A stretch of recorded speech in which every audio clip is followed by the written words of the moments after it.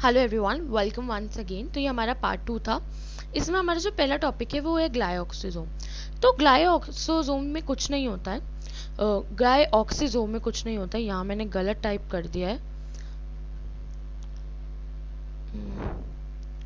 इसको मुझे सही करना पड़ेगा, एक second.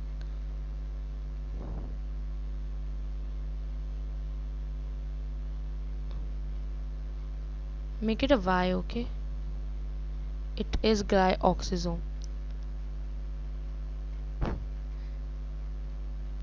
I type a Y and place it here. Okay, so glyoxysome, इसमें कुछ नहीं होता है। इसका जो स्ट्रक्चर है ना वो पर ऑक्सीजोम के जैसा है, बिल्कुल सेम टू सेम है। बस इसमें ये फ़र्क है कि हमारे फैटी सीड्स में मिलता है हमें, जैसे रिसिनस कैस्टर हो गए या ग्राउंड नट हो गया, इसमें हमें मिलता है। और इसका सिर्फ एक ही फंक्शन होता है, ये फैट्स को कार्बोहाइड्रेट में कन्वर्ट कर देता है, ठीक है, with the help of glyoxylate cycle. अब ग्लाइऑक्सिलेट साइकिल में भी एंजाइम्स होंगे, वो एंजाइम्स होते हैं, बहुत सारे होते हैं, पर जो तीन मेन होते हैं वो ये होते हैं, आइसोसिट्रेट, माल्टेस एंड सिंथेटेस। तो इन तीनों एंजाइम्स और औरों की मदद से फैट को कार्बो में हमारा ग्लाइऑक्सिजोम बदल देता है इन प्लांट्स, ओके। बस इसका यही फंक्शन होता है, और इसका जो साइज है, मतलब इसका जो स्ट्रक्चर है वो सिमिलर होता है पेरोक्सीजोम की तरह, ठीक है। ये था हमारा ग्लाइऑक्सिजोम। अब जो हमारा नेक्स्ट है वो है सीलिया फ्लैजिला एंड जीन। तो सीलिया एंड फ्लैजिला जो है वो काफ़ी इंटरेस्टिंग है, उसको समझना काफ़ी इंटरेस्टिंग है। तो मैं एक स्लाइड ऑन करती हूँ, ठीक है। फॉर एग्जाम्पल ये हमारा बैक्टीरिया है। कभी आपने देखा होगा, अगर कोई स्ट्रक्चर देखा होगा, कि we see these type of structures. नहीं तो don't take a bacteria, we will take a euglena. हम एक यूग्लिना लेते हैं। यूग्लिना एक स्पिंडल टाइप स्ट्रक्चर होता है और एक प्रोटिस्टा होता है जिसके पास ऐसे फ्लैजिला होता है।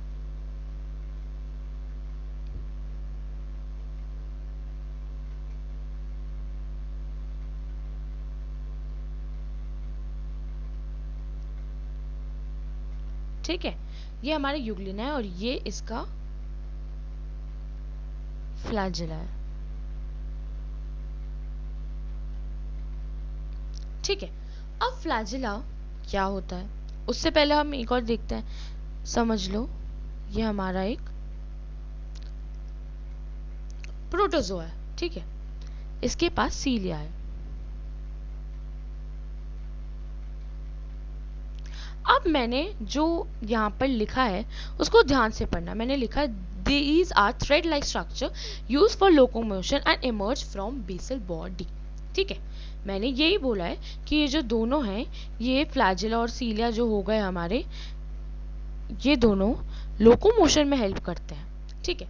बट अगर एग्जाम में ये चीज आती है कि which structure help in locomotion, मैं ओलंपियाड्स की बात करें, और दो ऑप्शंस आता है। पहले ऑप्शन में सीलिया, चार ऑप्शन है उसमें एक का ऑप्शन सीलिया है, सेकेंड ऑप्शन में हम फ्लैजिला ले लेते हैं,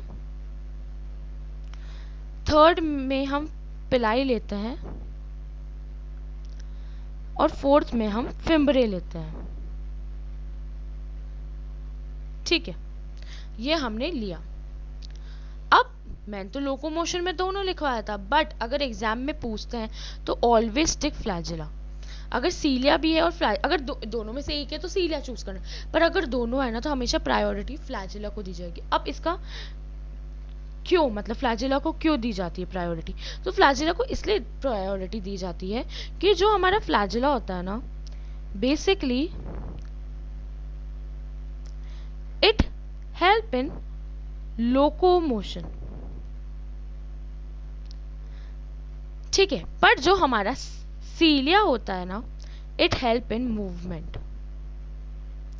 अब जो लोकोमोशन और मूवमेंट है ना, उसके बीच में काफ़ी बड़ा फर्क है, बट हम बहुत बार मिसअंडरस्टूड कर देते हैं कि दोनों का मतलब एक ही तो है। नहीं, लोकोमोशन का मतलब होता है अगर मैं यहाँ पर हूँ और मैं यहाँ पहुँचती हूँ तो मैं लोकोमोट करती हूँ, है ना। बट मूवमेंट का मतलब है मैं यहाँ पर खड़ी हुई एक ही जगह चक्र मार रही हूँ, तो दिस इज माई मूवमेंट, ठीक है। तो जो सीलिया होता है वो बेसल बॉडी से इमर्जिंग करवाता है, बट जो हमारा फ्लैजिला होता है वो एक प्लेस से उसको दूसरी प्लेस ले जाएगा। ठीक है, तो this is the difference between flagella and cilia. अब मैंने यहाँ पर लिख दिया पिलाई फिमरे। अब कोई पढ़ेगा तो बोलेगा यार पिलाई फिमरे क्या होता है, तो जस्ट रिमेंबर इट कि जो हमारा पिलाई होता है ना, वो जो हमारे बैक्टीरिया होते हैं उसमें सेक्सुअल रिप्रोडक्शन करवाता है, प्रिमिटिव सेक्सुअल रिप्रोडक्शन। तो बैक्टीरिया में क्या करवाता है, प्रिमिटिव सेक्सुअल रिप्रोडक्शन। तो बैक्टीरिया में इट हेल्प इन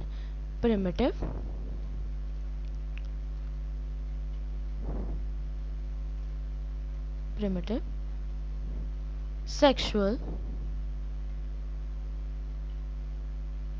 reproduction। ठीक है, अब हमारा जो चौथा है इट इज फिम्बरे, कि फिम्बरे में किस में हेल्प करता है। तो जो हमारा फिम्बरे है ना, इट हेल्प इन अडहेशन।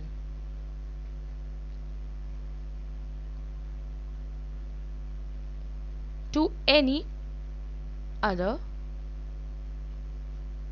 सरफेस।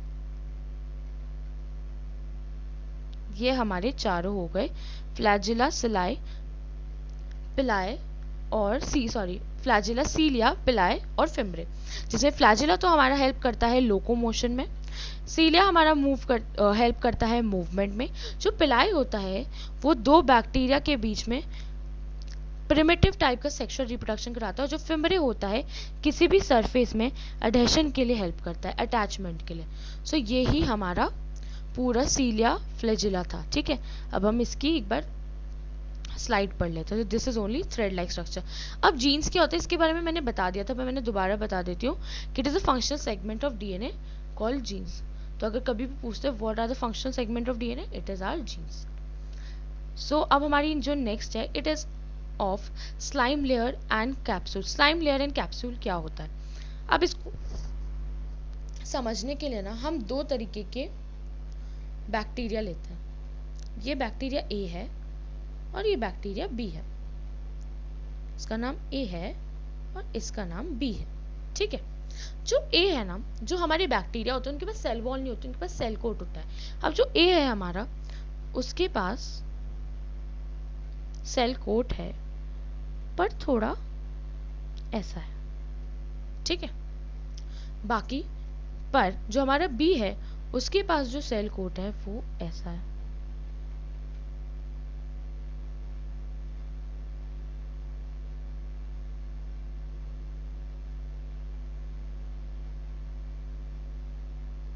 दिख रहा है, काफी कवरिंग है, और जो इसके पास था वो कैसा था, ऐसा। तो कैसा लग रहा है, it is looking like a loose sheet. जो हमारा ये वाला सेल कोट है ये लूज शीट की तरह हमें अपीयर हो रहा है। तो इस लूज शीट को हम कहते हैं स्लाइम लेयर। पर अगर हमारा जो सेल कोट है वो काफी स्ट्रॉन्ग, थिक, हार्ड और टफ दिखता है तो हम उसको कैप्सूल कहते हैं। अब ये जो सेल कोट है उसकी कॉम्पोजिशन क्या होती है, तो जो स्लाइम लेयर और कैप्सूल है ना, it is because of the composition of glycocalyx. Glycocalyx की अलग अलग कॉम्पोजिशन होती है अलग अलग बैक्टीरिया में। लाइक ए में it is in the form of loose sheet, so हम इसको स्लाइम लेयर कहते हैं। इधर ये एक काफी टफ और हार्ड शीट की तरह था तो इसको हमने कैप्सूल कह दिया। ठीक है, that's it about the slime layer and capsule.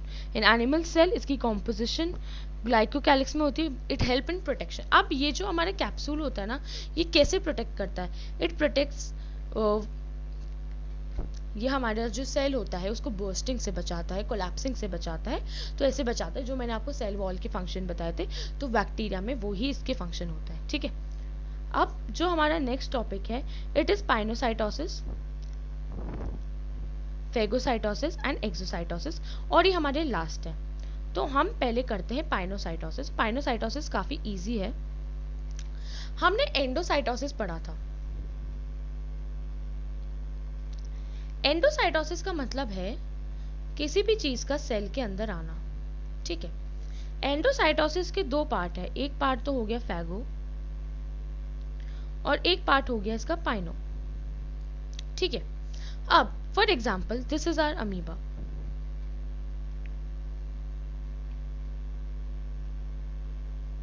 ठीक है। और ये है अमीबा का फूड। अमीबा को अब अपना फूड खाना है, तो अमीबा को मैंने जैसा आपको बताया था कि अमीबा उसकी शेप ले लेता है, उसको अपने अंदर डालेगा ना। ये अमीबा आ गया और इसने फूड को अपने यहाँ पर डाल दिया। अब अमीबा और मेहनत करेगा और अब ये पूरे फूड को अपने अंदर ही ले लेगा। This whole process is known as endocytosis. ठीक है।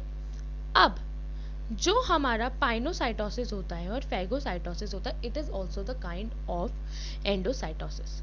सी, जो हमारा फेगोसाइटोसिस होता है उसमें हम सॉलिड पार्टिकल्स का इनटेक कर लेते हैं। ठीक है, जो हमारा सेल है वो सॉलिड पार्टिकल्स का इनटेक कर लेता है और इसको हम सेल ईटिंग भी कहते हैं। पर हमारा जो पाइनोसाइटोसिस है उसमें हम कोई से भी जो एक्स्ट्रा सेलुलर फ्लूइड्स होते हैं जो हमारी मेमोरी नहीं ले पाती है ना, नॉन स्पेसिफिक होते हैं, अननोन होते हैं, उन एक्स्ट्रा सेलुलर जो फ्लूइड्स होते हैं, उन जो ऐसे हमारे सेल मेमोरी नहीं ले पा रही होती है, उसका हम इनटेक कर लेते हैं। ओके। अब व्हाट इज एक्सोसाइटोसिस? अब एक्सोसाइटोसिस क्या होता है? It's very simple. हमने अभी एंडोसाइटोसिस के बारे में पढ़ा था कि जब भी कोई चीज सेल के अंदर आती है उसको एंडो कहता है। तो थोड़ा हम दिमाग लगा ही सकते हैं कि अगर ये एक सेल है तो कोई भी चीज अगर इस सेल के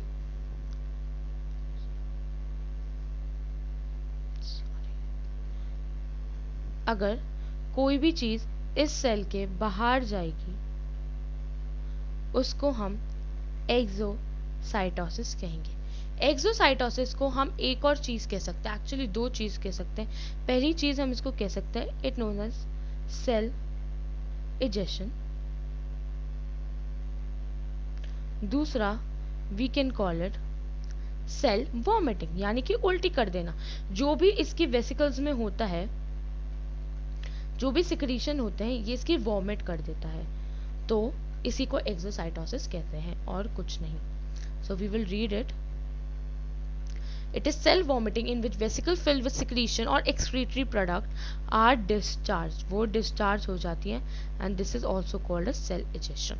So that's all with all the topic. हमने सबसे पहले पेरोक्सिसोम किया था, उसके बाद हमने हमारा सेंट्रोजोम को हमने कंप्लीट कर लिया था, ग्लाइऑक्सिसोम हमने कर लिया था, हमने सीलिया फ्लैजिला कर लिया था, स्लाइम लेयर कैप्सूल कर लिया था और हमने हमारे फैगो, पाइनो और एक्सोसाइटोसिस कर ली थी।